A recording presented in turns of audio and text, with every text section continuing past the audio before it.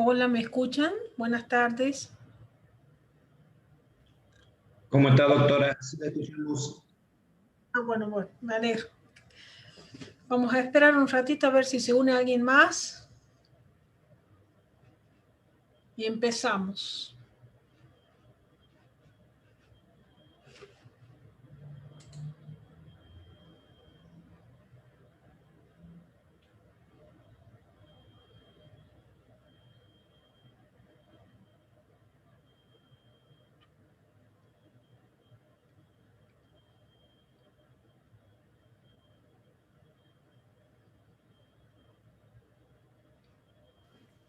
Bueno, hoy estoy yo también de anfitriona, así que voy viendo quiénes ingresan.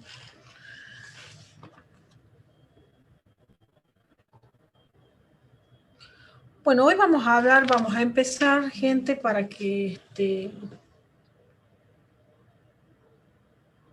porque ya son las 6:10. Hoy vamos a hablar de la bolilla de juicio ejecutivo. Es una bolilla que es bastante larga y es una bolilla que se da lugar a muchas preguntas en el examen. Así que vamos a prestarle atención a esta bolilla. Voy a empezar hablando de la procedencia del proceso ejecutivo. ¿Cuál es la diferencia con el proceso ordinario? Tengan presente que el juicio ejecutivo o procedimiento ejecutivo es un procedimiento especial que tiene características distintas del procedimiento ordinario. Reglas más específicas, tiempos más abreviados. Es un procedimiento que está contemplado en el artículo 400 o empieza en el 483 del Código Procesal Civil y Comercial de Tucumán. ¿Y qué es lo que distingue a este proceso ejecutivo del proceso ordinario? Básicamente el título que se ejecuta. Este proceso ejecutivo tiene un título que lo hace per se ejecutable y que esa enumeración de los títulos ejecutivos están enumerados y contemplados en el Código Procesal Civil y Comercial de Tucumán, en el artículo 485. Bueno, ese título, para iniciar un proceso ejecutivo, básicamente tiene que ser un título hábil, es decir, que autónomamente tiene que desprenderse del título la existencia de una deuda. Y esa deuda tiene que ser líquida o fácilmente liquidable. Y una deuda dineraria. Siempre vamos a hablar de deuda dineraria cuando hablemos de ejecutar títulos ejecutivos. Bueno, además, ¿qué otras características tiene que tener ese título para que uno acceda al proceso ejecutivo o demande por el proceso ejecutivo? Tiene que ser con deudas que sean exigibles, es decir, que estén vencidas, que el demandado sea susceptible de ser demandado porque esa deuda está vencida, porque está constituido en mora automáticamente. Entonces, no tiene que estar sujeta a condición, tampoco tiene que estar sujeta a una contraprestación por parte del demandado. Líquida o fácilmente liquidable. Es decir, el monto que se pretende demandar tiene que estar determinado o ser fácilmente determinable. Es decir, mediante una operación aritmética que no sea compleja. En este caso también les voy a decir que las deudas que están manifestadas en los títulos ejecutivos en moneda extranjera no deja de ser por ello un título ejecutivo. ¿Por qué? Porque el ejecutante, mediante una operación de conversión de la divisa extranjera a la moneda nacional que puede solicitar, se hace o se realiza a través de una operación que no es extremadamente compleja para determinar el monto por el cual se demanda. Permítame un minutito, voy a ver si hay alguien más para entrar. Bien. Bien. ¿Se me escucha claramente, chicos? ¿Hola? Sí, doctora. Sí, se escucha claro. Perfecto. Bueno, entonces les decía cuáles eran los presupuestos que debían tener esos títulos para ser demandados o ejecutados a través del proceso ejecutivo. El proceso ejecutivo, al contener reglas especiales un poco más reducidas que el proceso ordinario, sobre todo en lo que es en el ámbito del conocimiento, en el ámbito de investigar la causa, que en el proceso ordinario, al ser un proceso de conocimiento más amplio, se puede adentrar en el examen de la causa. En cambio, en el proceso ejecutivo, no nos adentramos en el examen de la causa. El título per se es ejecutivo. ¿Y por qué? Porque está contenido dentro de los títulos que el código establece. ¿Y cuáles son esos títulos? El código dice el instrumento público presentado en forma, el instrumento privado con firma certificada o cuando esa firma certificada por escribano público y donde el obligado haya intervenido en esa certificación. O cuando también esa firma haya sido reconocida judicialmente. Esa firma, para ser reconocida judicialmente, ya vamos a adentrarnos en el tema de la preparación de la vía ejecutiva. ¿Por qué? Porque hay títulos que el código establece per se como ejecutivos. Inmediatamente se interpone la demanda del ejecutante y sin adentrarnos en el examen de la causa, el título habilita para que se reclame la deuda. Pero hay otros títulos que no son per se ejecutivos, sino que necesitan para habilitar la vía ejecutiva de la preparación de la vía ejecutiva. Y uno de ellos es el título que le estoy diciendo, privado, instrumento privado, en el cual deba ser reconocida judicialmente la firma. Los demás títulos que tuvieran fuerza ejecutiva por ley y no estén sujetos a un procedimiento especial. Bueno, hay leyes especiales, y en esto vamos a hablar porque en el programa creo que habla de la ley de ejecución hipotecaria y de ejecución prendaria, donde ese tipo de leyes especiales crean títulos ejecutivos. Entonces, esos títulos también van a poder ser reclamados por el procedimiento ejecutivo. Los títulos ejecutivos son creados por ley. No pueden las partes voluntariamente crear títulos ejecutivos. Las cuentas, dice, u obligaciones que resultaran reconocidas luego de practicado el procedimiento fijado por los artículos 486 y siguientes. Esas cuentas u obligaciones son aquellas que después que se ha preparado la vía ejecutiva, han adquirido el carácter de títulos ejecutivos. El instrumento público o el privado, a que alude, le estoy leyendo el artículo, por supuesto, ¿no? A que alude el inciso 2, que estableciera una obligación subordinada a condición o prestación, resultando que estas últimas se han cumplido, ya sea por las constancias del propio título o las que surgieran de otro instrumento público o privado reconocido que se presentase junto a aquel. Bueno, en ese caso, en ese inciso 5, hace referencia o solo queda expedita la vía ejecutiva mediante el expreso reconocimiento que haga el deudor de que la condición se encuentra cumplida o la prestación ha sido recibida. Bueno, estos títulos, como les dije, habilitan per se la vía ejecutiva y aquellos que por leyes especiales así lo establezcan.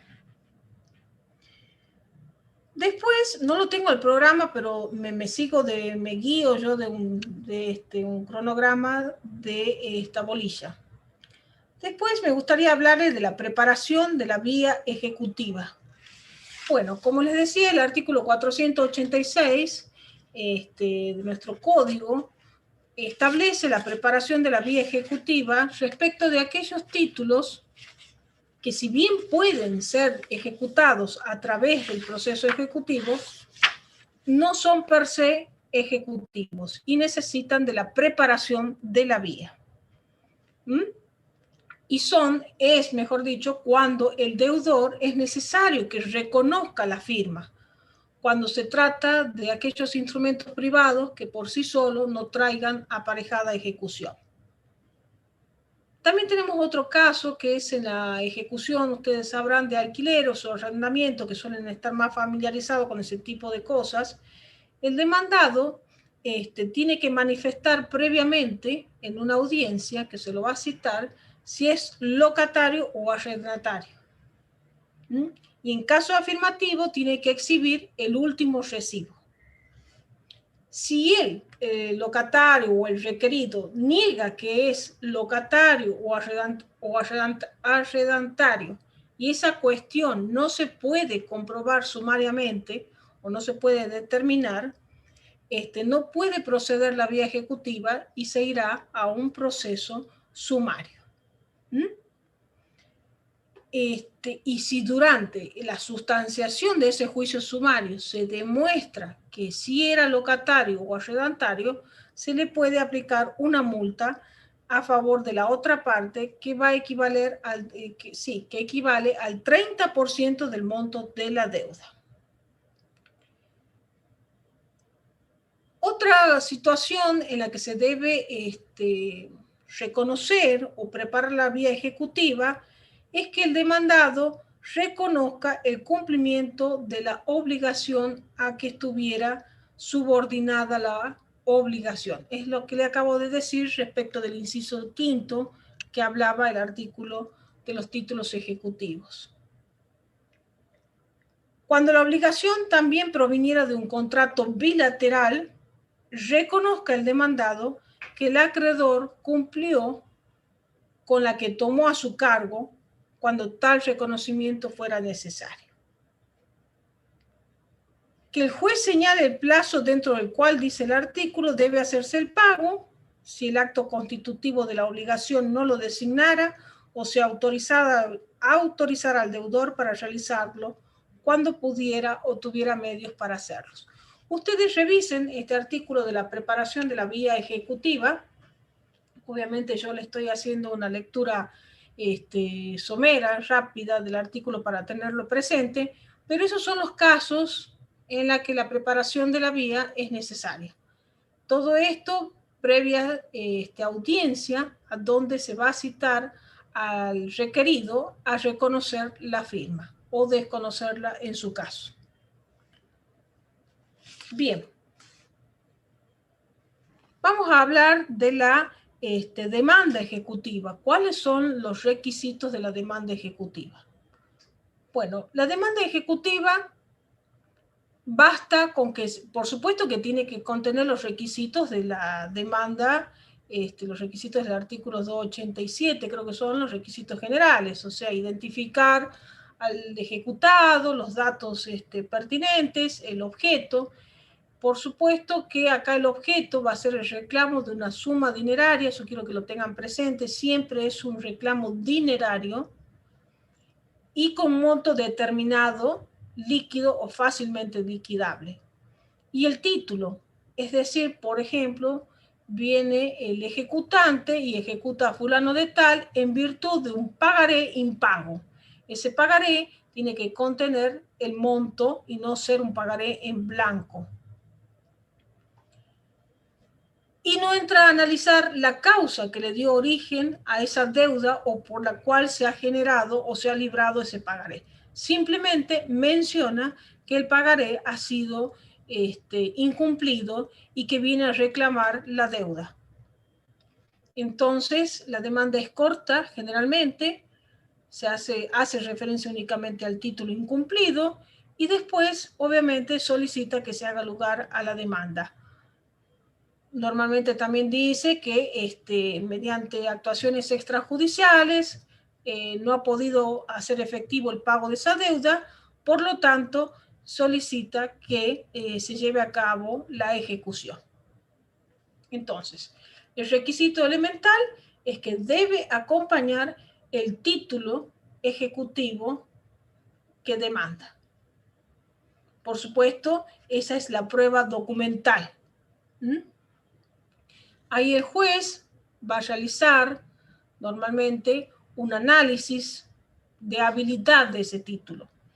El juez de oficio puede hacerlo, ya sea tanto al comienzo o al inicio de la interposición de la demanda, cuando va a despachar el primer decreto, o al finalizar o al dictar la sentencia, también puede volver a realizar un análisis sobre la habilidad de ese título que se pretende ejecutar. Si el juez no lo hace en un comienzo, puede hacerlo al momento de dictar sentencia. ¿Estamos claros hasta acá, chicos? ¿Alguna pregunta? Bueno, entonces, esos son la admisibilidad, esa es la admisibilidad de la demanda ejecutiva. Bueno, posteriormente de esa demanda ejecutiva se corre traslado, más que traslado, el juez despacha el decreto que se llama de intimación de pago y citación de remate al ejecutado para que éste oponga excepciones en el término de 5 días de recepcionada la demanda en su contra. Esa notificación de la demanda, mejor dicho, no se dice traslado de la demanda, sino intimación de pago y citación de remate, se efectúa mediante cédula en el domicilio real del demandado. Como es el primer acto, la demanda es de una importancia trascendental que llegue a conocimiento del demandado, siempre tiene que ser notificado en su domicilio real, para que no quede de esta manera afectado el derecho de defensa. Una vez, entonces, que el demandado ha tomado conocimiento de la existencia de la demanda en su contra, tiene 5 días hábiles contados a partir de la recepción de esa intimación de pago y citación de remate para oponer las excepciones que el código le habilita, que son de numeración taxativa y están contenidas en el artículo 517 de nuestro código. Es decir, el demandado solo puede interponer ese tipo de excepciones en este tipo de procedimiento ejecutivo. ¿Qué artículo, doctora, perdón? Ya les digo, creo que es el 517. Sí, el 517.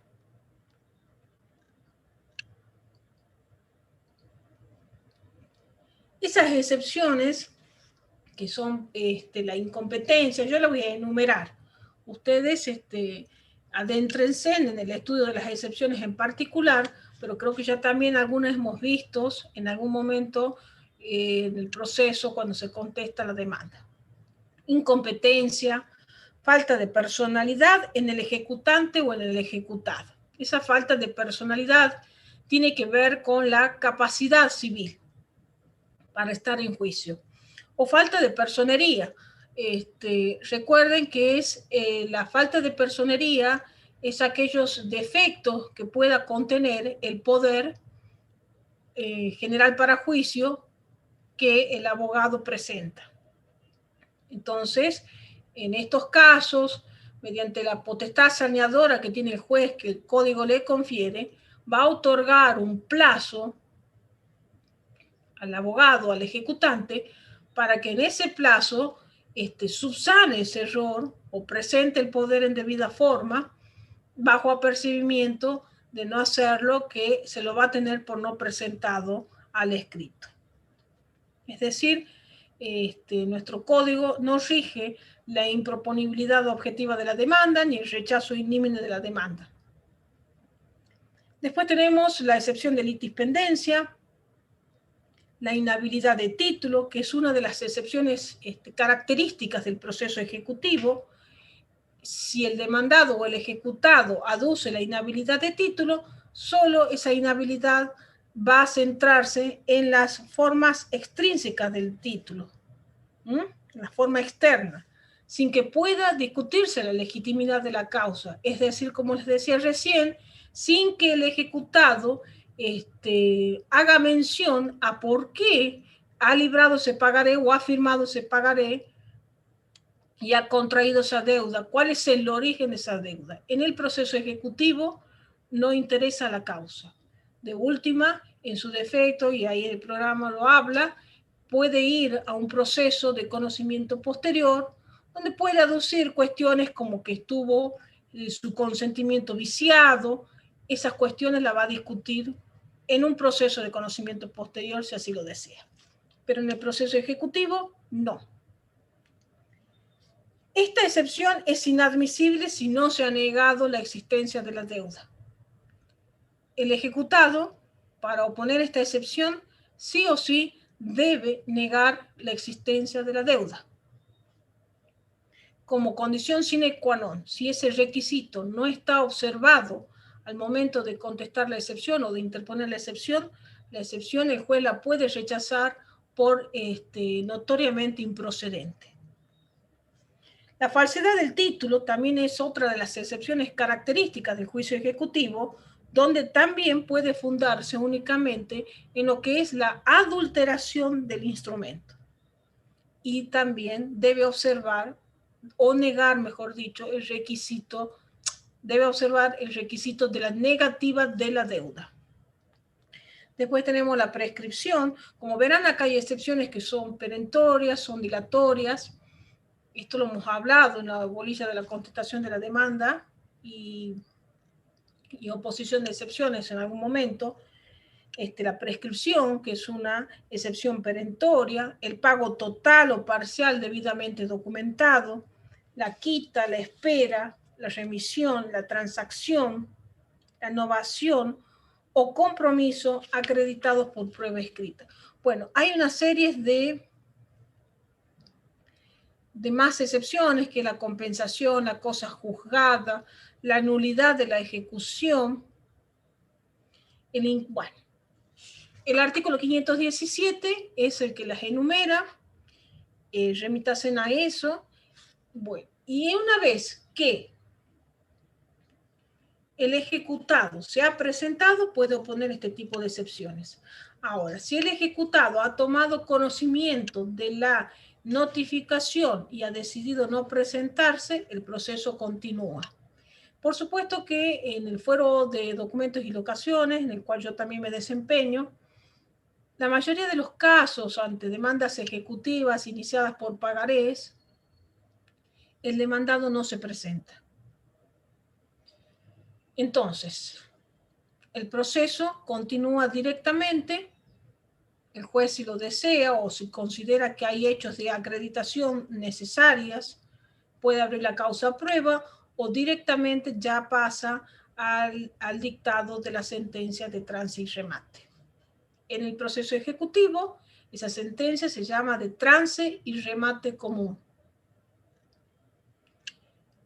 En el caso de que el demandado se presente y oponga excepciones, el hecho de abrir a prueba es una facultad privativa del juez, es decir, si el juez considera, atento a las excepciones opuestas, que la causa amerita o no ser abierta a prueba porque existen o no hechos contradichos, lo determinará el juez.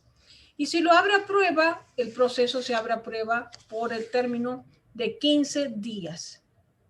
Y si el ejecutado acompaña documental atribuible al ejecutante, se le debe correr traslado al ejecutante para que tome conocimiento y, por supuesto, niegue o no la autenticidad de esa documental. También se le va a correr, obviamente, vista, ¿sí? El hecho de que la mujer también cometa el adulterio, así que... A ver, no lo... A ver, ¿quién me habla? A ver. Pero como se refiere a Horacio Cabas, yo creo que sí. Disculpe, ¿quién me está hablando? Porque no escuché la pregunta.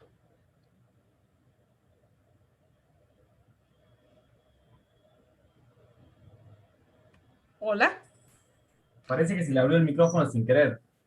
Ah, bien, bien, porque Otra no. persona. No sé. Bien, cualquier cosa, si la pregunta no la logro escuchar, me la pueden escribir por el chat y yo la leo. ¿Mm?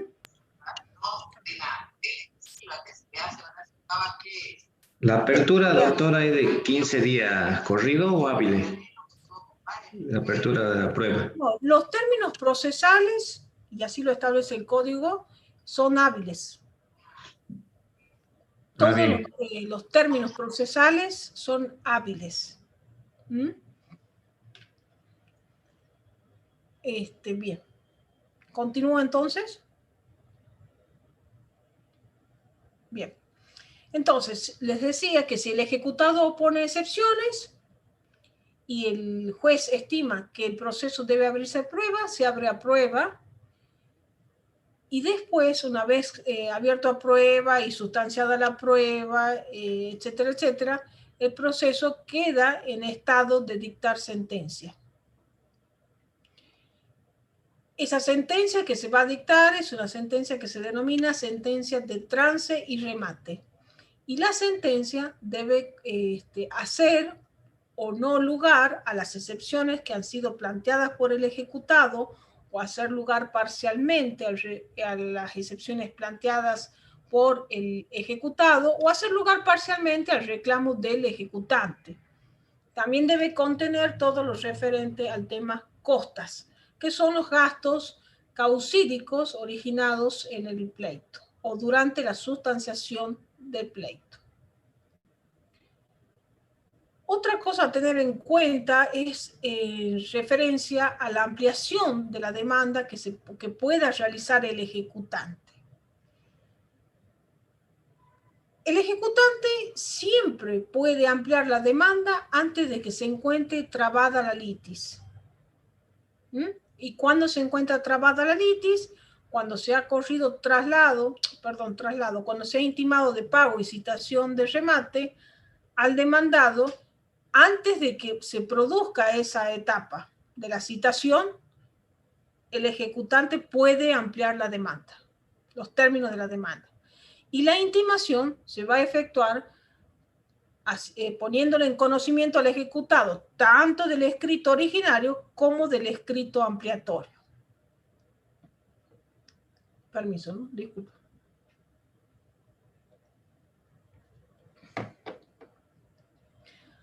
Una vez que la demanda continúe, el ejecutante también puede ampliar la demanda antes del dictado de la sentencia cuando del mismo título surja vencimientos.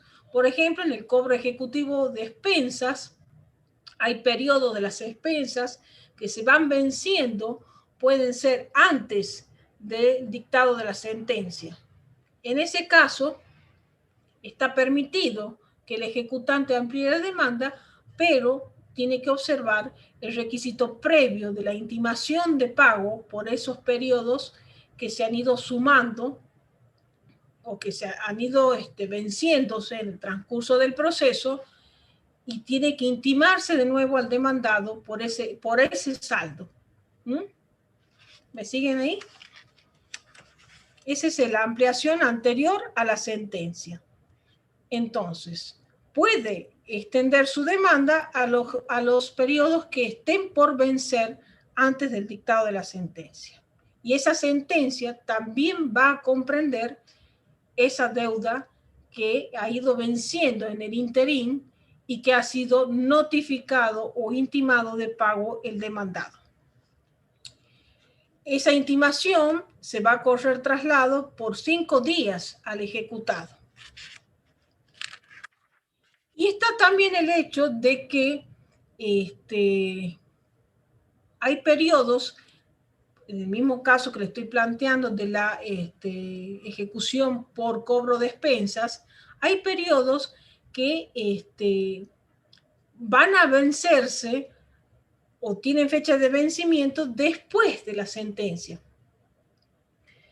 Entonces el juez también aquí va a ordenar previamente, a pedido del acreedor, que se intime de pago al deudor por el plazo de 5 días.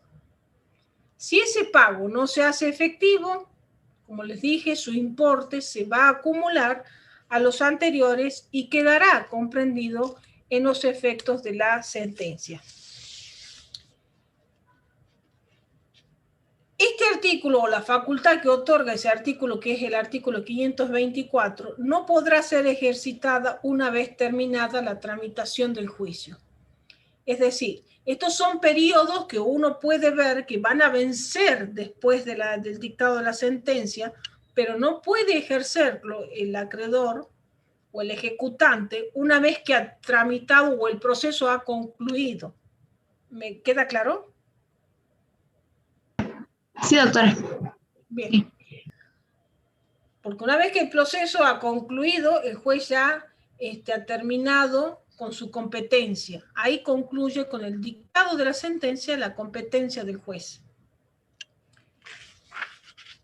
Perfecto. Bueno, esa es la ampliación de la ejecución antes de la sentencia y después de la sentencia. A ver, ¿qué otro punto?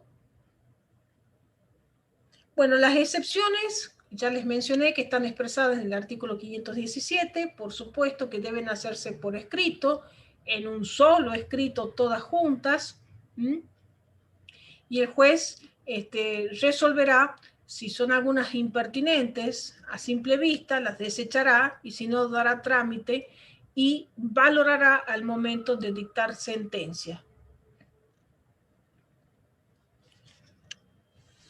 Ahora vamos al cumplimiento de la sentencia, es decir, una vez que el juez ya ha dictado sentencia, esta sentencia ha quedado firme y ejecutoriada. ¿Qué quiere decir esto? Se puede interponer recurso de apelación, el ejecutado puede interponer recurso de apelación respecto de la sentencia o el ejecutante, cualquiera de los dos puede interponer. El ejecutante sí, también puede interponer apelación, y el ejecutado solo va a poder interponer recurso de apelación contra la sentencia siempre y cuando haya opuesto excepciones en el trámite del proceso. Si el ejecutado no puso excepciones, la sentencia no puede ser apelada por su parte. Eso quiero que les quede claro, ¿sí?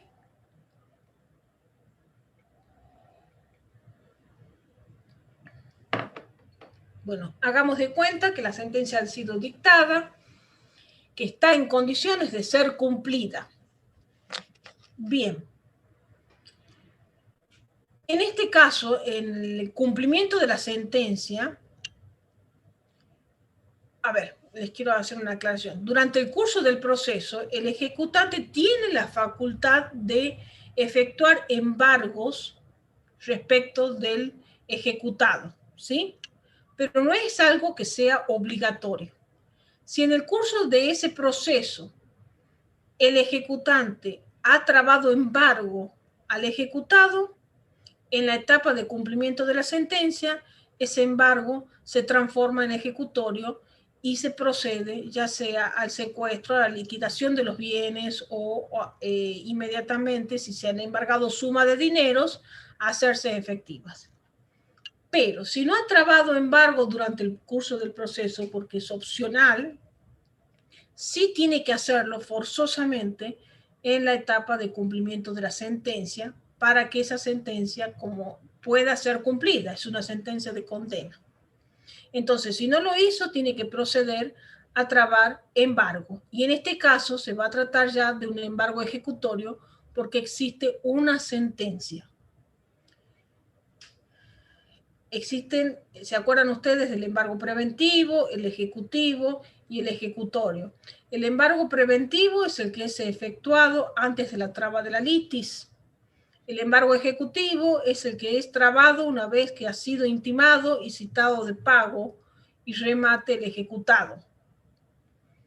Han transcurrido los 5 días que son hábiles para interponer excepciones y el ejecutado no lo hizo, el ejecutante tiene la facultad de solicitar el embargo ejecutivo. Y el embargo ejecutorio procede en la etapa de cumplimiento de la sentencia donde ya hay esa sentencia y se procede a hacerse efectiva. Ese es el embargo ejecutorio. Bien.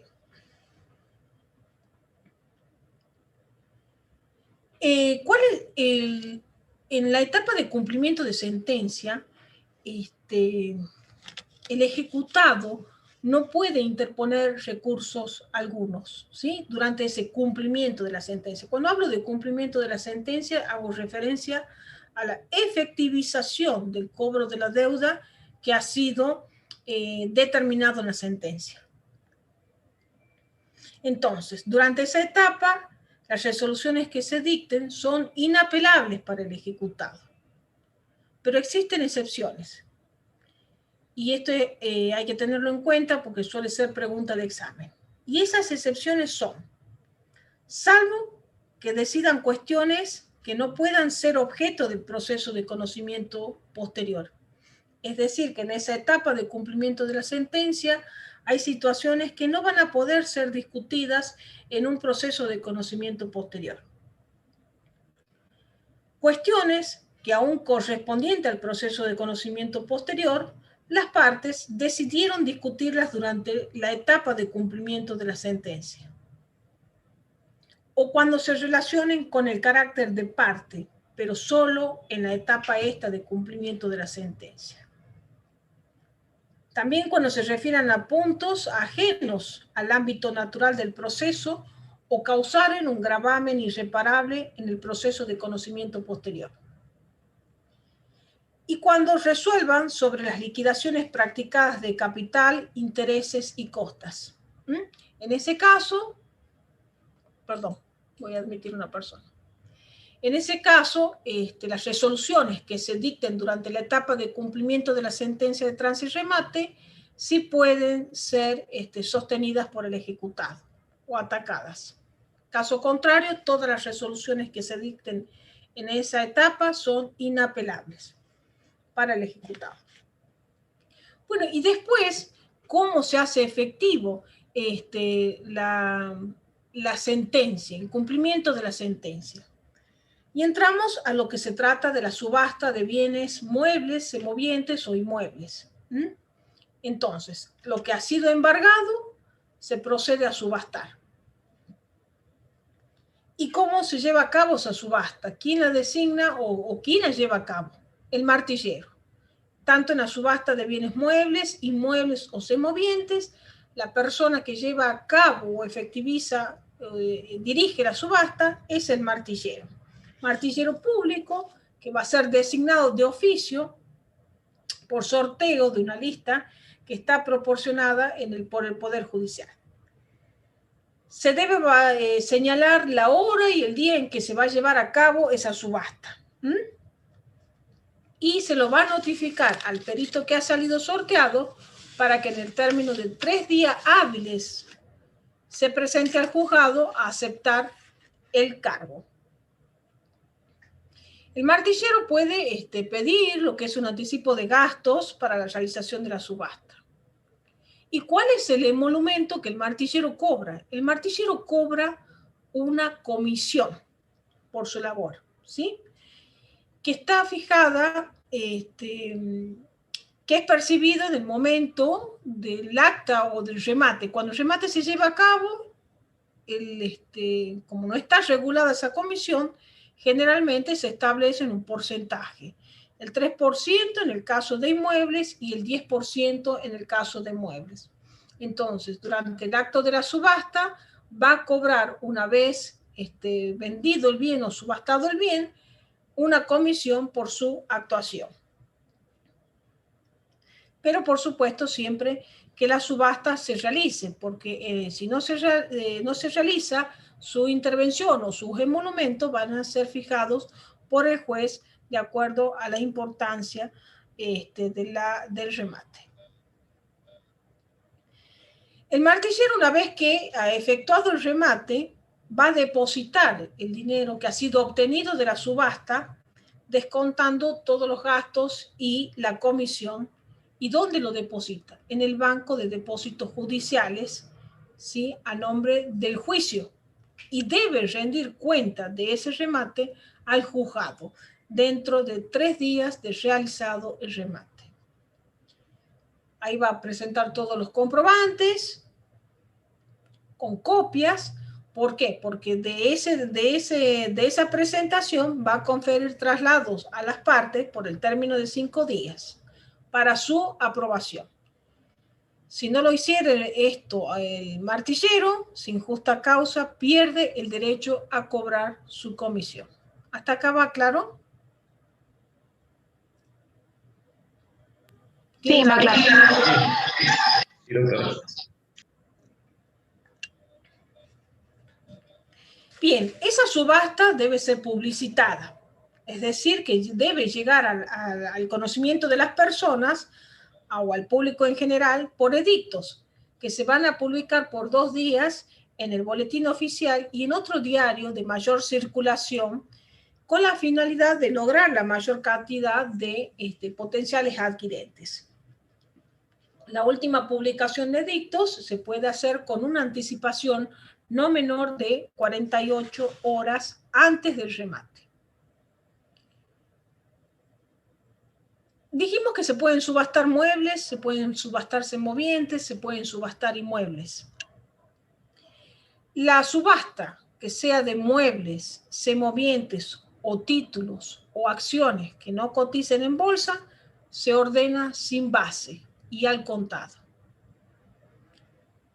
Y la providencia que dicta el juez de esa subasta puede ordenar el secuestro de los bienes embargados, ¿sí? Y ese secuestro se va a efectuar a través de un mandamiento que libra el juez ordenando el secuestro de los bienes que han sido previamente embargados en el curso del proceso. Cuando se trata... ¿Cómo? Doctora, perdón, ¿puede ser que la base, digamos, de la subasta es el monto de la deuda? ¿Puede ser?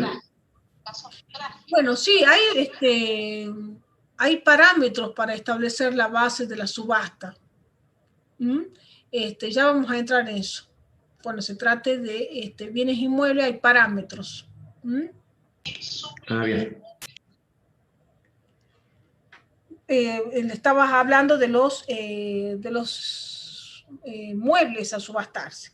Cuando se trate de cosas muebles registrables con carácter previo a la subasta, se debe requerir al registro respectivo. Cuando hablo de registrables, puede ser un automóvil, son cosas muebles registrables.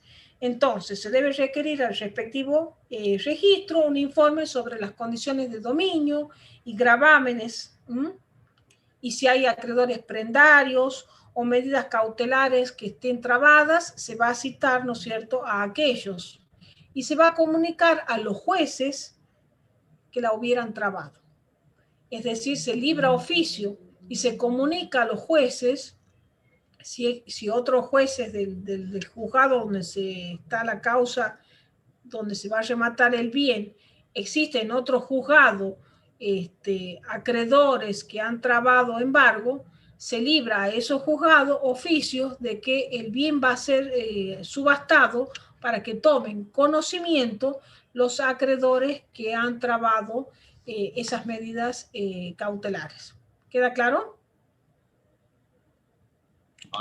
Sí. Bien. Y ahora vamos a la subasta de los bienes inmuebles.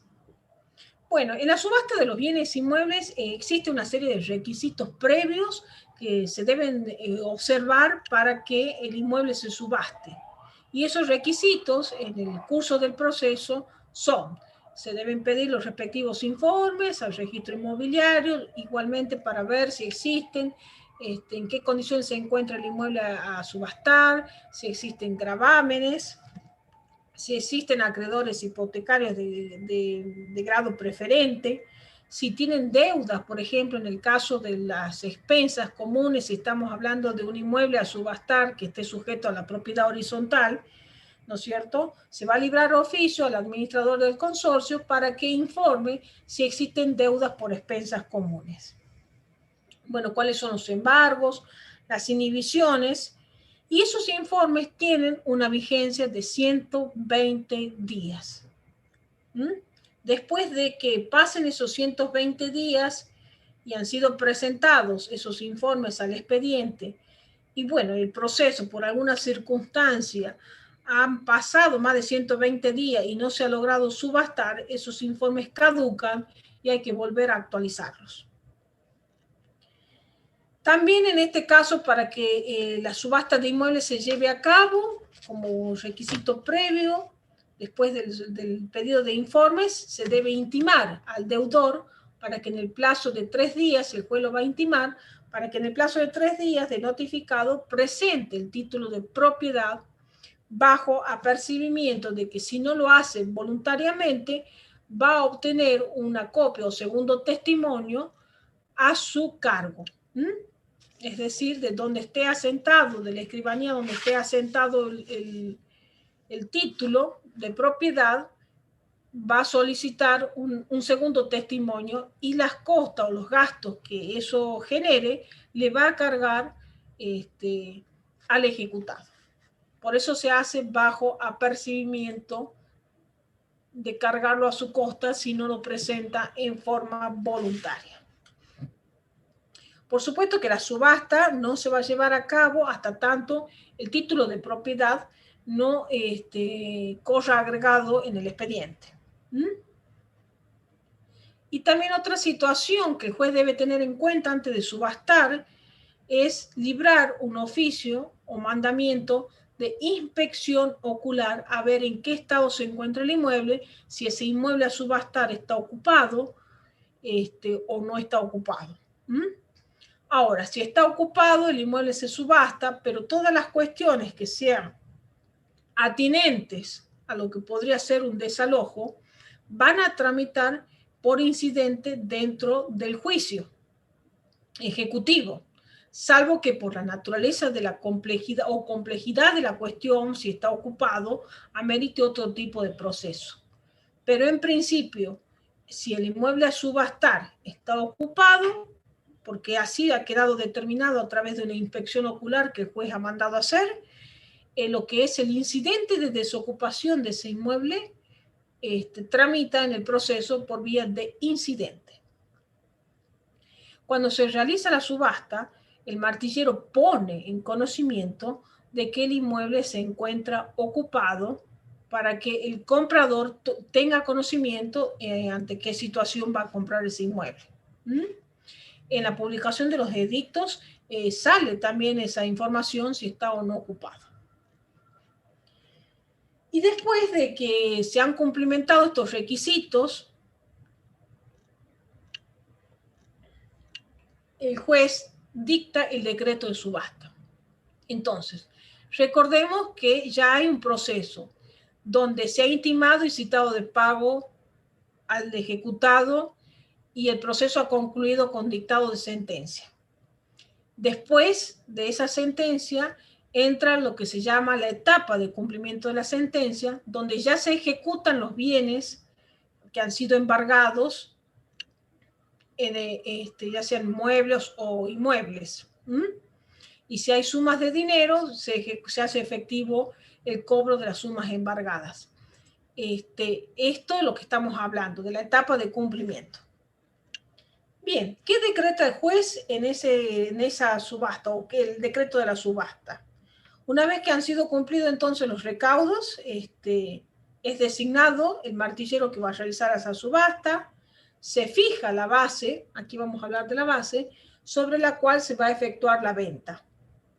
Y la seña que habrá de pagarse al momento de efectuarse el remate. La base, salvo acuerdo de partes, porque las partes pueden acordar una base, o proponer una base, o ponerse de acuerdo sobre la base, se determinará en las 2/3 partes de la evaluación fiscal actualizada del inmueble. Y en caso de no existir, por tasación, que va a efectuar un perito, ya sea ingeniero, arquitecto o agrimensor, designado al efecto. Es decir, como les comentaba recién, hay parámetros para establecer la base. Permiso, quiero ver si ingresa alguien más. Bueno.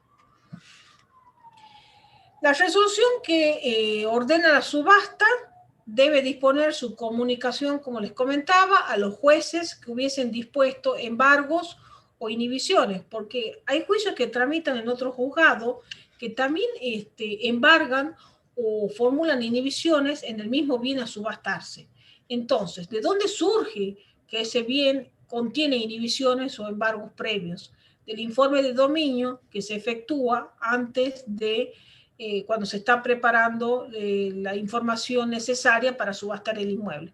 Entonces, si es de ese dominio o de ese informe dominial surge que en un juicio X, en un juzgado X, ha sido trabado embargo o inhibición de bienes sobre este inmueble que se pretende subastar, esa información se debe poner en conocimiento de los jueces de la otra causa, para que aquellos acreedores se presenten también en el resguardo de sus derechos. También va a ordenar la citación si es que existen acreedores hipotecarios, porque esos son acreedores de grado preferente para el cobro de sus emolumentos o de la deuda. Entonces, ¿qué hacen los acreedores hipotecarios? Si existen acreedores hipotecarios, se los cita y estos, dentro del tercer día, presentan sus títulos y solicitan el aumento de la base. Son los únicos que pueden efectuar el aumento o solicitar el aumento de la base para la subasta, hasta cubrir el importe de sus créditos. Petición esta que no pueden formular los que son acreedores comunes.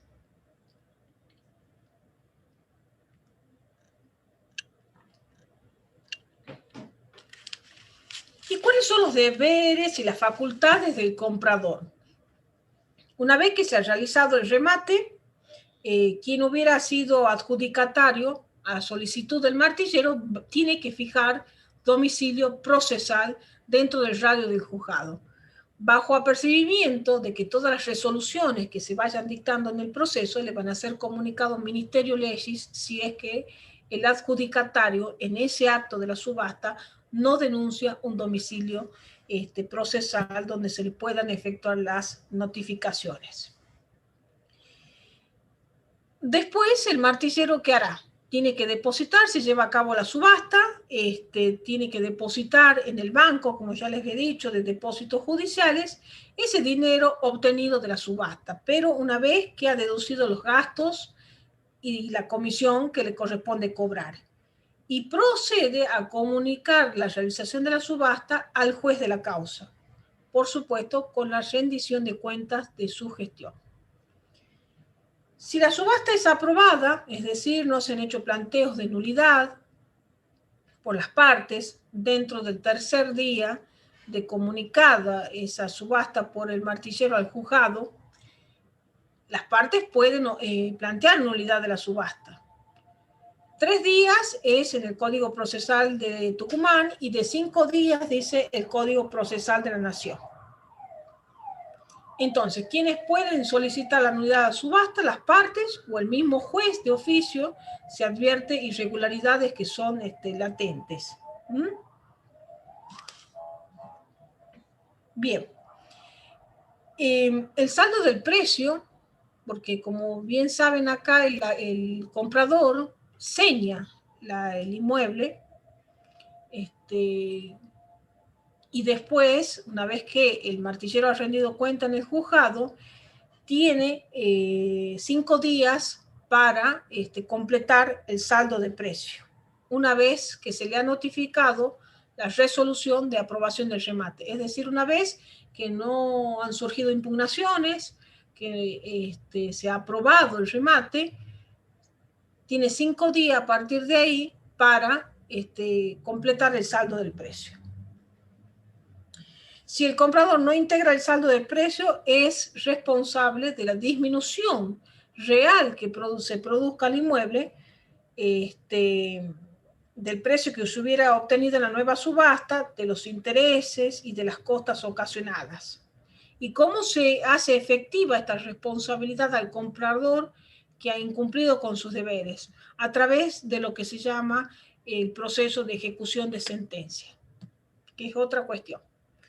Entonces, el comprador tiene que completar el precio. ¿Por qué? Porque si no lo completa, el bien se vuelve a subastar. Y hay una disminución, o puede haber una disminución real del precio de ese inmueble. Tenemos la cuestión también que,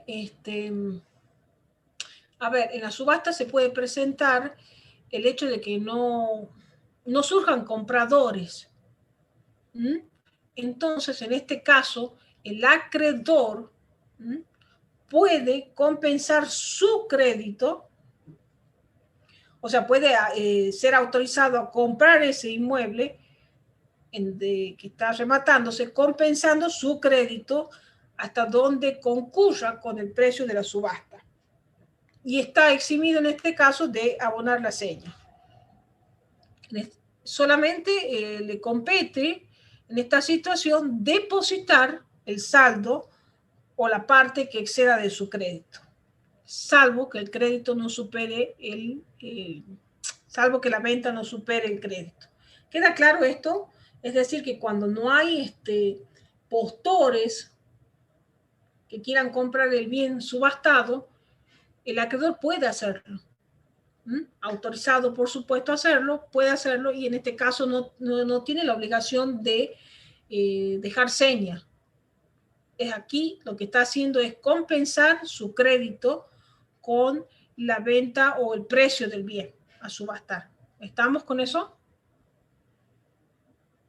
Bueno, efectuado el depósito del precio, ¿qué pasa? El comprador puede pedir la indisponibilidad de los fondos hasta tanto se le otorgue la escritura o se inscriba judicialmente la subasta en el registro de la propiedad. Esa indisponibilidad de los fondos no rige respecto de los gastos de escrituración y pago de impuestos, y particularmente no resulta procedente en aquellas ejecuciones hipotecarias, sin perjuicio del juez de ordenar al acreedor que preste caución suficiente.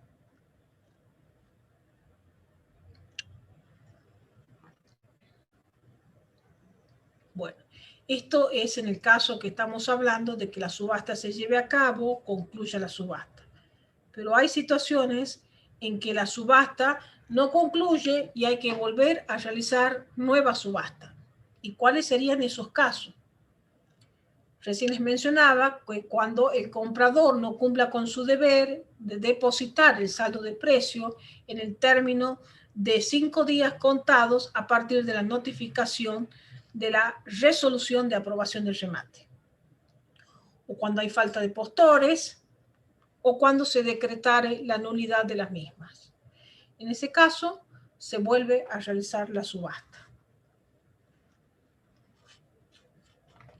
Bueno, ¿cómo sería el tema de las preferencias respecto del dinero obtenido en la subasta? El dinero que es resultante de la subasta, que es depositado en el expediente judicial, como ya les he dicho, del juzgado, en primer término, ¿qué se hace con ese dinero de la subasta? Se pagan las costas de la ejecución, los gastos ocasionados, causídicos y los honorarios del letrado del ejecutante en primer término. Lo primero que se paga con el producido de la subasta. En segundo lugar, procede al pago de los acreedores preferentes o privilegiados, que son aquellos acreedores hipotecarios, primeros embargantes, bueno, etc. Y en tercer lugar, al ejecutante. Y si queda remanente, a los demás acreedores. Y finalmente, si queda remanente, al deudor. ¿Estamos con eso? El destino de lo que es el dinero obtenido en la subasta. Al último, ¿sí? Doctora, se entrecortó en último, si queda remanente, va para el ejecutado. Sí. Si queda ya, después de pagados todos estos gastos, en primer término, como les decía, se pagan las costas de la ejecución, que son los gastos causídicos, los honorarios del letrado ejecutante. En segundo lugar, el pago se hace a los acreedores que son privilegiados, que son acreedores hipotecarios o primeros embargantes. En tercer lugar, al ejecutante se hace el pago, y si queda remanente, a los demás acreedores, y si aún queda remanente, se le entrega al ejecutado. ¿Sí? Bien, bien. Bien. Recuerden que la nulidad de la subasta puede hacerse a pedido de parte o a oficio, o de oficio por el juez si el juez advierte irregularidades que ameriten una nulidad manifiesta. ¿Mm?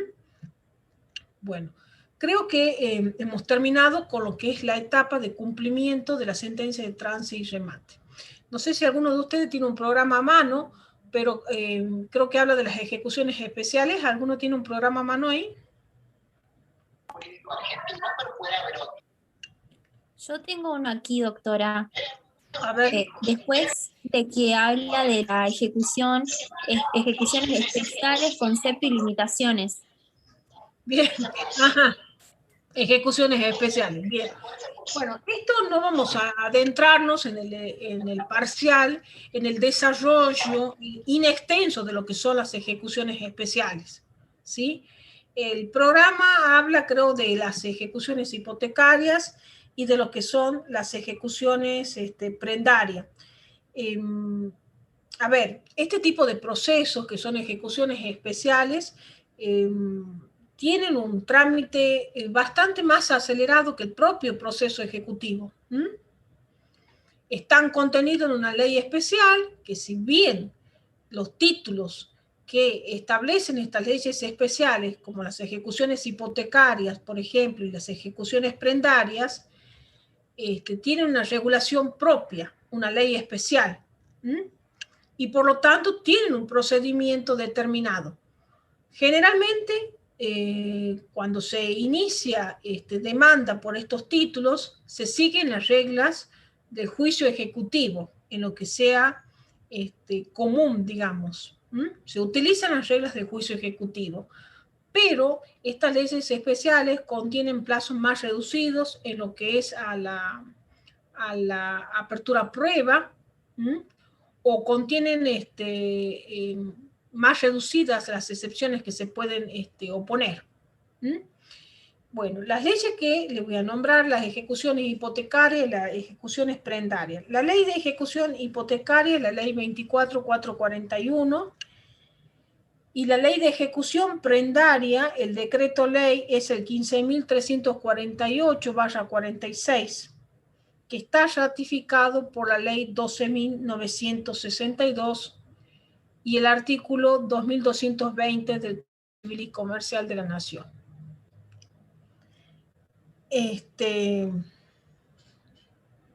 Entonces, les vuelvo a repetir. No va a ser tema de examen el desarrollo de estas leyes que le acabo de mencionar. Son leyes especiales que tienen o crean títulos ejecutivos específicos, como ser, ¿se acuerdan que cuando leíamos el artículo de los títulos ejecutivos per se para habilitar la vía ejecutiva, uno de ellos era lo que crean las leyes especiales? Bueno, estos son leyes especiales que crean determinados títulos que son ejecutivos. Las ejecuciones hipotecarias, las ejecuciones prendarias, están regulados por estas leyes, pero si pretendemos ejecutar alguno de estos títulos, las reglas que vamos a utilizar son las reglas del proceso ejecutivo. En lo que es atinente al inicio de la demanda, pero en lo que se refiere a excepciones o plazos de apertura a prueba, vamos a tener en cuenta lo que está regulado específicamente en las leyes especiales. ¿Estamos claros con eso? Sí, doctora. Sí. Bueno, no se preocupen, no es un tema que se va a tomar en el examen, pero sí quiero que tengan claro que esos títulos son regulados y contenidos por esas leyes, y en primer término lo que se observan son las pautas establecidas en esas leyes especiales. Pero si quiero ejecutar esos títulos, voy a utilizar las reglas del procedimiento, lo repito para que lo tengan claro, del proceso ejecutivo. Pero si yo tengo que oponer excepciones, que soy ejecutado, voy a oponer las excepciones que me establece la ley especial, dentro de los plazos que me establece la ley especial o el plazo de la apertura a prueba que me establece la ley especial. Bueno, ahora vamos por último, creo que habla del proceso de conocimiento del programa. Sí, doctora. Proceso de conocimiento posterior. Bien. Ahí le muestro, doctora. A ver. Bueno, ¿Puede ver? sí. Proceso de conocimiento posterior. Bueno, Bueno. generalmente, y acá les hacía referencia cuando les hablaba del procedimiento ejecutivo, de que en el procedimiento ejecutivo, en el proceso ejecutivo, mejor dicho, no se discute la causa de la obligación. Se ejecuta lisa y llanamente el título, sin indagar en el curso de la ejecución. Sin indagar, mejor dicho, en la causa de la obligación. Pero el ejecutado puede querer aducir que ese título que se le está ejecutando en el proceso ejecutivo ha sido obtenido a través de un vicio en el consentimiento, por ejemplo. Entonces, lo que le queda, la opción es de interponer lo que se llama el proceso de conocimiento posterior. Es decir, una vez que ha finalizado el juicio ejecutivo, cualquiera hubiera sido el resultado de ese juicio, pueden promover un juicio de conocimiento posterior, tanto el ejecutante como el ejecutado. ¿Y cuál es la finalidad de ese juicio de conocimiento posterior? Ay, esperen, chicos, que la calefacción acá está muy caliente, ya me estoy quedando colorada. Esperen, voy a bajar un poquito la calefacción. Me disculpan, ¿no?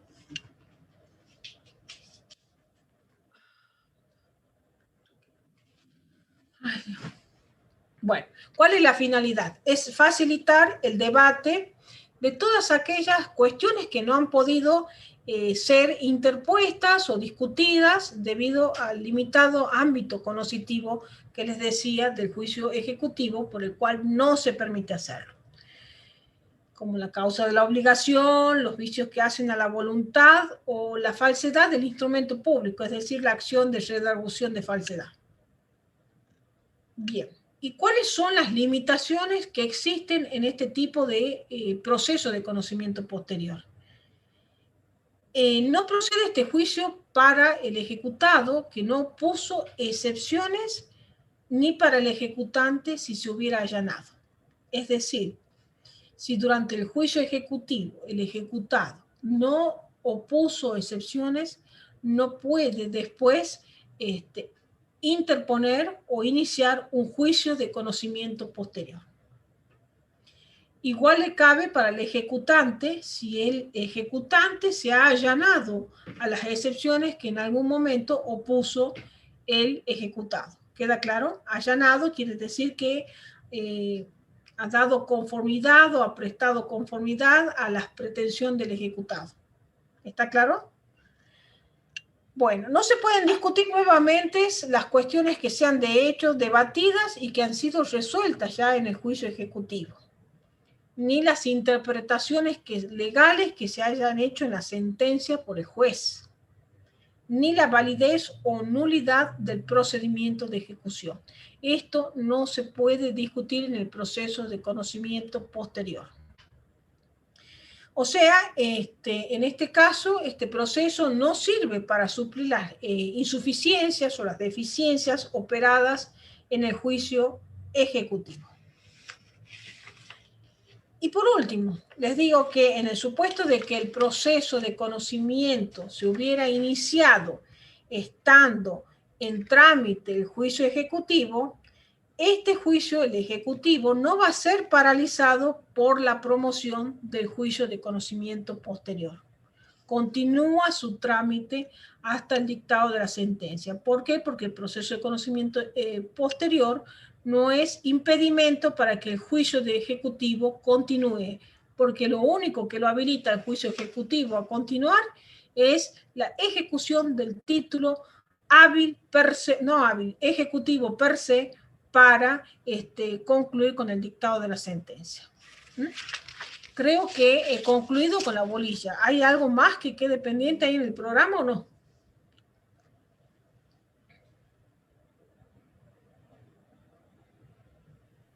No, doctora, ahí creo termina. que- Bueno, ¿tienen alguna pregunta que quieran hacer?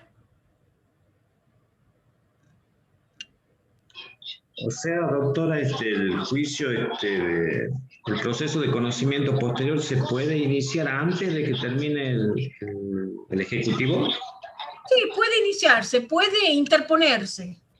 Como es un proceso de conocimiento donde se va a discutir la causa de la obligación, puede iniciarse, pero no es inmediato ni va a terminar paralelamente al juicio ejecutivo. Ah, bien. El juicio ejecutivo continúa porque, como les dije, lo que determina el inicio y la finalización del juicio ejecutivo es el título ejecutivo per se. ¿Mm? Bien. Bueno, si quieren alguna otra pregunta que tengan. Yo, doctora, Sí, a ver, mí me había quedado una duda. A ver, ¿quién es la que me habla? ¿Rocío? Sí, yo, Rocío. Ah, bueno, porque hablo con figuritas acá, hago un perrito, una flor. Bueno, sí, Rocío, decime. Sí, en la subasta, cuando usted hablaba de que una vez que el martillero realiza la subasta, la presenta, si se aprueba, bueno, continúa con sería la persona que lo compró, tiene que completar lo que queda del pago y eso. Pero ¿qué pasa en el caso de que se desapruebe? ¿Qué pasa con la seña? ¿Cómo sigue? Bueno, a ver, si la nulidad de la subasta la puede solicitar tanto la parte como el juez. Si ve situaciones que ameriten que la nulidad de la subasta no proceda. Bueno, obviamente ese dinero queda depositado en primer término en la cuenta judicial del expediente, ¿sí? Y si se vuelve a realizar una nueva subasta, si es que está declarada la nulidad de la subasta. Se vuelve a iniciar todo de nuevo. Ah, perfecto. Ahora sí. Gracias, doctor. Esos son uno de los casos en que la subasta vuelve a realizarse. Cuando se ha decretado la nulidad, cuando el comprador no ha cumplimentado con su obligación de abonar el saldo del precio dentro del plazo de 5 días de notificada de la resolución que apruebe la subasta. ¿Sí? O perfecto, cuando no hay doctora. postores. Gracias. O cuando no hay postores también, cuando no hay postores. Y el acreedor no ha ejercido la opción de comprar él mismo el inmueble a subastar. En esos casos se vuelve a iniciar la subasta. ¿Alguna otra pregunta? Bueno, quiero que quede claro las etapas del proceso ejecutivo, cuáles son las características esenciales. El proceso de conocimiento no es que no exista o esté ausente, pero es demasiado reducido. Muy reducido. A diferencia del proceso de conocimiento, va a tener un plazo, pautas más específicas o especiales, mejor dicho, excepciones que son determinadas taxativamente por el código, plazos de prueba más reducidos también, y títulos que lo habilitan para el ejercicio para que el ejecutante pueda llevar a cabo el proceso ejecutivo. Está el hecho de la apertura a prueba. A ver, no hay traslado de la demanda, se llama intimación de citación de pago y remate para oponer excepciones. Y después está la apertura a prueba si el juez así lo amerita y el dictado de la sentencia de trance y remate común.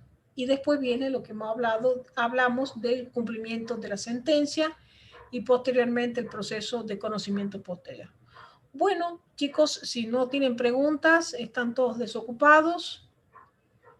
Nos vemos. Recuerden bien la bolilla de juicio ejecutivo para el examen. Bueno. Bueno, gracias, doctora. Gracias. Muy buena clase. Hasta luego. Hasta luego, chicos. Gracias, doctora. Hasta luego. Hasta luego.